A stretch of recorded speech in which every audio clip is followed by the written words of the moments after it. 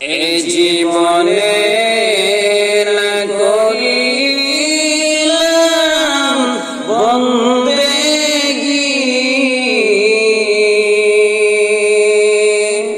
গুনাহ করে কাটাইলাম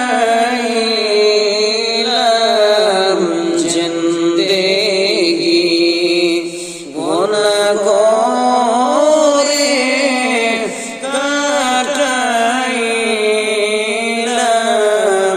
জিন্দেগী। জোরে বলেন ভাই, আমরা গুনাহ করিয়া করিয়া জিন্দেগি বরবাদ করে দিয়েছি। জোরে বলেন ঠিক কিনা?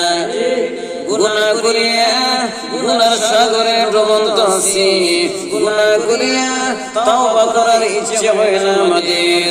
গুনাহ করিয়া করিয়া আমাদের অন্তরের মধ্যে ময়লা ফেলে দিয়েছি। আল্লাহর পয়গম্বর বলেন, অন্তরের ময়লা পরিষ্কার করার মেডিসিন আছে। পরিষ্কার করার মেডিসিন কি কি?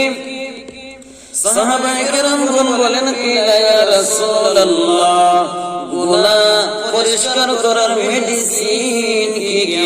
আমাদেরকে বলে দাও।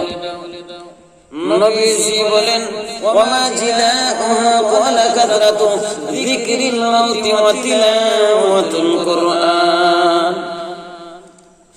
আল্লাহর পয়গম্বর বলেন, মানুষের অন্তরে ময়লা ভরে যায় যখন মানুষ গুনাহ করে।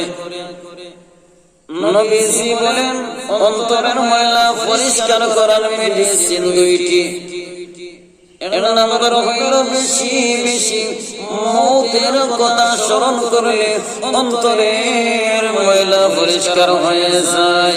ওরে নবীর উম্মতের দল, নবীজি দ্বিতীয় নাম্বার বলেছেন, বেশি বেশি কুরআন তেলাওয়াতের মাধ্যমে অন্তরের ময়লা পরিষ্কার হয়ে যায়।